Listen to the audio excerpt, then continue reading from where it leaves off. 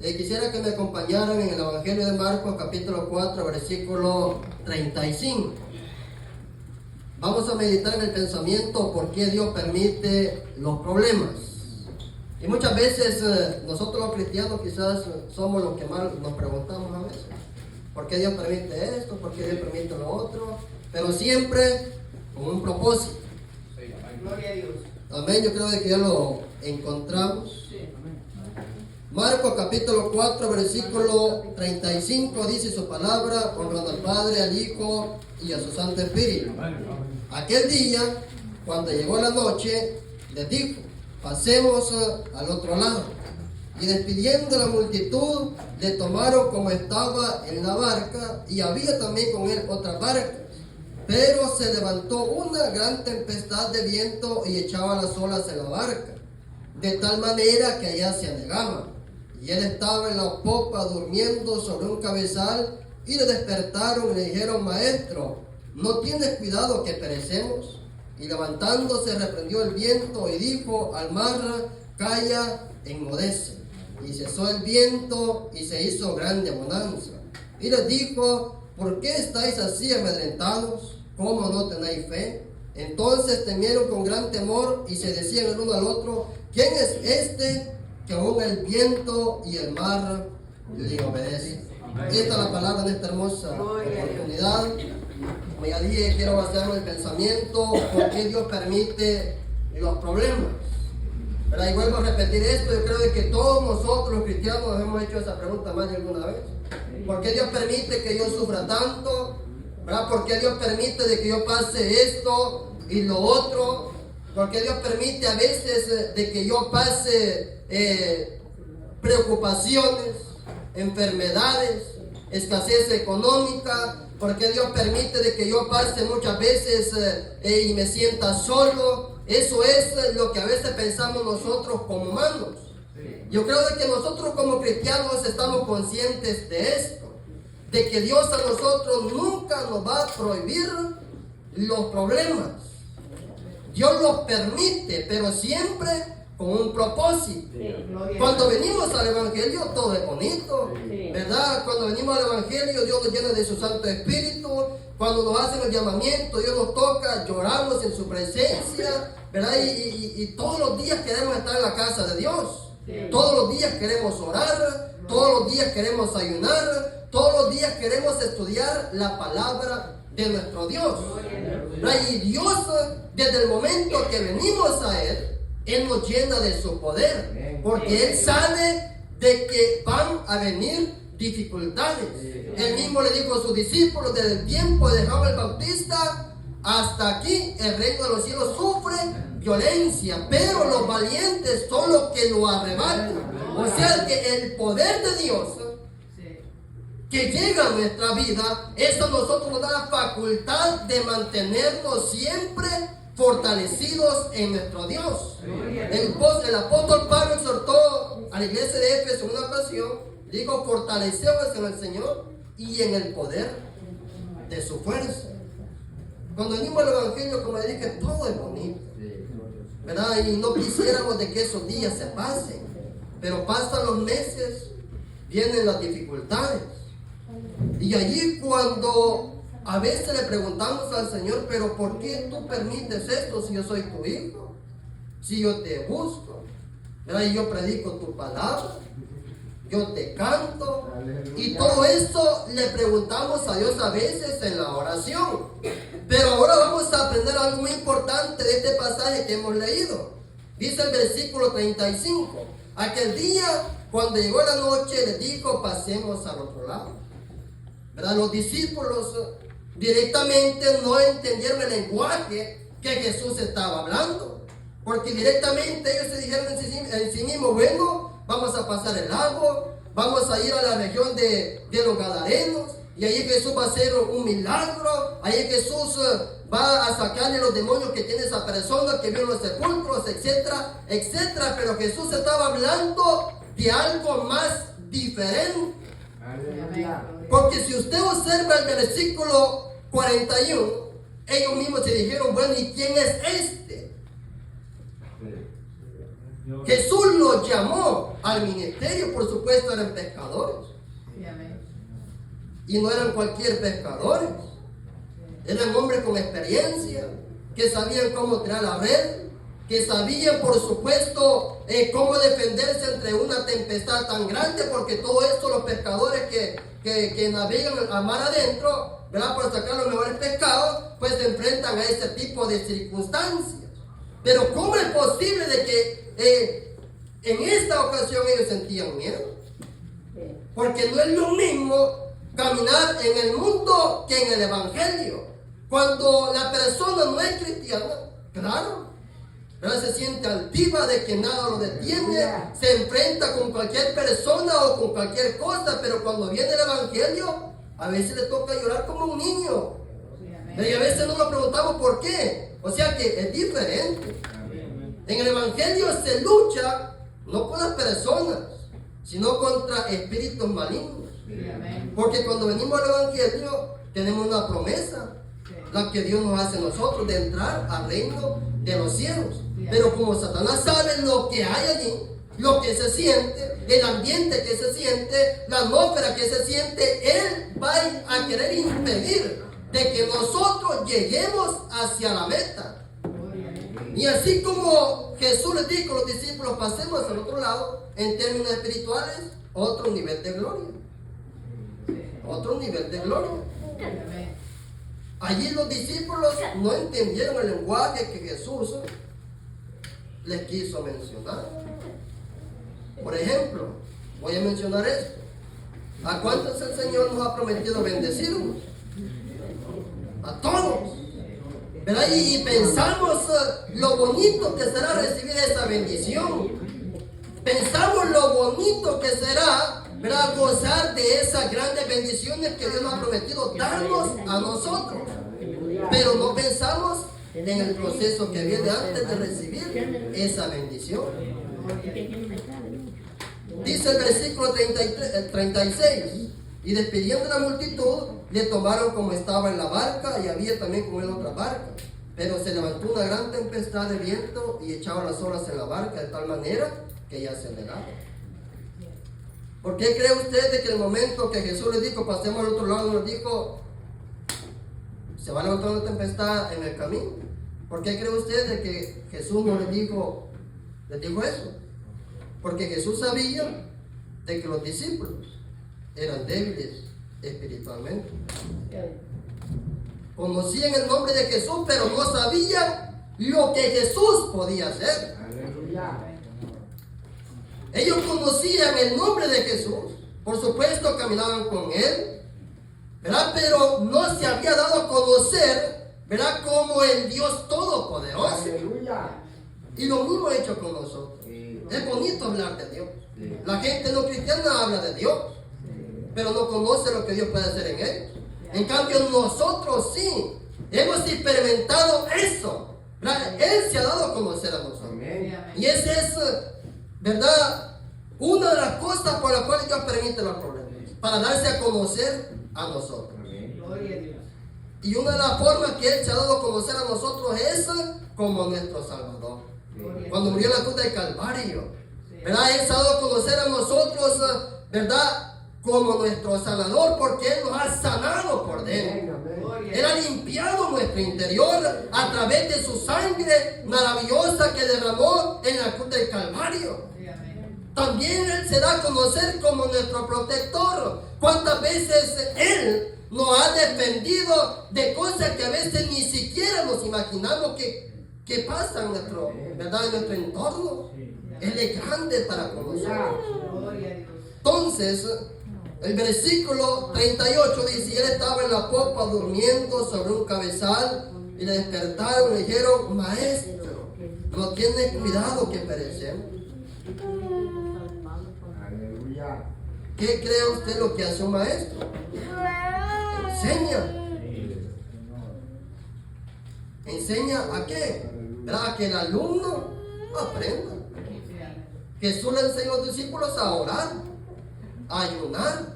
Y en una ocasión los discípulos dijeron: Señor, aumentanos la fe. Bueno, y Jesús, como alguien sabio, sabe qué hacer cuando nosotros necesitamos algo. Bueno, le dijo Jesús a Pedro, y aquí Satanás nos ha pedido para zarandearlos. Pero yo he rogado a mi Padre que vuestra fe no falte. Entonces ahora entendemos, ¿verdad? Cuando decimos, Señor, auméntame la fe. Señor, auméntame la prueba. Auméntame el problema. Auméntame la enfermedad. Auméntame las preocupaciones, Señor. Porque yo quiero una fe genuina. Yo quiero una fe que verdaderamente yo esté confiado en medio de la enfermedad. No, pero el problema no queremos. Si yo le pregunto quién quiere estar enfermo, nadie, no. Porque gastamos mucho dinero. Pero es necesario esas dificultades para que nosotros podamos entender de que Él es nuestro sanador. Ya más adelante en el testimonio yo les voy a contar cómo Dios a mí me levantó. Ya unos hermanos ya han escuchado ese testimonio, porque eso fue lo primero que yo hice cuando el hermano pastor me dio el tiempo, ¿verdad?, para hablar de la palabra. Eso fue lo primero que yo con mi testimonio. Por donde quiera que nosotros andemos, debemos nosotros de exaltar a Dios y contar el testimonio. Porque también otro hermano está pasando las dificultades que yo quizás ya pasé y Dios me libertó, para que el hermano también se motive a seguir esperando. Porque todo problema es temporal. La tempestad que se menciona aquí no era para siempre, solo fue un momento. Pero Jesús lo utilizó para darse a conocer a los discípulos. Porque entre ellos mismos se preguntaron, ¿y quién es este? Pero usted directamente, cuando alguien lo llama, mayormente si no lo conoce, usted no se va a atrever a seguirlo. Pero como cuando Jesús llamaba a las personas, es cierto que no lo conocían, pero cuando Jesús hablaba, causaba un impacto que ninguna persona se resistía al llamado en el Evangelio. Porque no es lo mismo cuando el hombre nos llama a que como cuando Dios nos llama, ¿verdad?, en su obra, así personalmente. Y eso es un gran privilegio estar en la obra de Dios. Es cierto que se sufre, y usted cree que ¿por qué se sufre? Porque lo que Él tiene allá para usted es grande. Entonces aquí, mientras estemos en esta vida, se necesita pagar un precio. Porque lo que Dios nos ofrece, eso es grande. ¿Quién otro nos va a ofrecer algo tan maravilloso que directamente no se compara a las cosas de este mundo? Nadie. Pero como Dios es rico en misericordia, Él se plació de escogernos. Entonces vemos de que los discípulos dijeron, maestro, no tienes cuidado que perecemos. Y levantándose reprendió el viento, dijo al mar, calla y enmudece. Y cesó el viento y hizo grande bonanza. Y les dijo, ¿por qué estáis así amedrentados? ¿Cómo no tenéis fe? Jesús ya sabía la reacción de los discípulos que iban a tener. Por esa misma razón Jesús no los desechó. Porque muchas veces nosotros cuando miramos a un hermanito, una hermanita que en el buen salvadoreño creo que me van a entender, ya parando las patas, ¿verdad? Decimos, pobrecito, ¿verdad? Que inútil. Esos son los términos que a veces utilizamos nosotros como cristianos al ver a alguien desválido, ¿verdad? Desesperado, que no haya que hacer los problemas, ¿verdad? Y muy pocas veces nos atrevemos a preguntarle qué es lo que tiene. Es más fácil tenerlo allá de lejito, porque no queremos que este problema se nos pegue a nosotros. Entonces Jesús no los desechó, porque Jesús ya tenía un propósito con estos varones. Era darse a conocer. Y número 2, para formar. En el Evangelio, aunque a veces nos parezca así, ¿verdad?, que no lo queremos quizás, ¿cómo quisiera decirle yo? Que tengamos la razón, o no lo queremos a veces entender de esta manera, pero venimos como niños al Evangelio. No niños, ¿verdad?, físicamente, sino como niños espirituales. Niños espirituales. Entonces lo primero que el Señor hace en nosotros es llenarnos con su presencia. Y número 2, permite los problemas para moldear nuestra fe. Porque si usted ve ya en el libro de los Hechos, ya no es el mismo Pedro. Usted lee su carta, ya no ve el mismo Pedro que se menciona aquí. Señor, estoy amedrentado por los problemas. Él después dice, ustedes no se sorprenden por el fuego de prueba que los ha sobrevenido, como si alguna cosa extraña os aconteciese. Ya era un Pedro diferente. Ya no era aquel Pedro que se amedrentaba por los problemas. Ahora él los enfrentaba con alegría. Ahora él exaltaba a Dios porque era partícipe del sufrimiento de Cristo, del Evangelio. Entonces, usted sabe que con un niño, así cuando es recién nacido, como llora, que quiere chiche, que quiere comida. Y a veces cuando venimos al Evangelio, venimos como niños, como yo digo. Lloramos por todo, ¿ves? Y esa es la realidad, lloramos por todo. Somos como aquellos, yo creo que todos los conocemos, los que, ¿verdad? Crecimos en el campo, aquellos periquitos, eran chiquitillos. Pero él está tenido a que la persona que lo está creciendo le dé una masita, ¿verdad? Allí, a modo que le pase, a modo que lo pueda tragar sin dificultad. Pero cuando venimos al Evangelio, queramos o no queramos, vamos a ser formados. Lo mismo en el ejército. Mire, ¿por qué cree usted que esa persona tiene un carácter que es difícil a veces de enfrentarlo? Porque ellos son capacitados para la fuerza armada y todas las cuestiones así. Porque lo que menos debe de haber en el Evangelio es miedo. Esto es de valiente. Pero como es normal venir al Evangelio con miedo, a veces viene la gente a ver qué se siente y al ver de que no le parece se va, se aleja de Dios. Pero como aquí, si usted quiere crecer en el Evangelio, hay que ser formado. Formado por nuestro Dios. Aquí tenemos un hermano pastor, ¿verdad? Él sabe quiénes han nacido el Evangelio, cómo los ha aconsejado, cómo los ha adiestrado cuando alguien empieza el ministerio y todo eso, pero la mayor formación la da nuestro Dios. Porque todo tiene que ver con nuestro interior, en nuestra convicción. Si usted sabe en quién ha creído, usted no se va a desanimar. Usted va a tener esta confianza de que Dios lo va a sacar siempre en victoria. Los discípulos al principio, claro, tenían miedo. Señor, no tienes cuidado de nosotros que perecemos. Nos iban a ahogar. Pero si yo estoy seguro que si se lanzaban de la barca, es probable que hubieran perecido. Pero si usted está siempre en Cristo, en medio de los problemas, usted no se va a hundir en los problemas, sino que Dios siempre le va a dar bonanza. Todos los problemas no son eternos, son temporales, pero las bendiciones que vienen de Dios, esas son grandes, esas son maravillosas.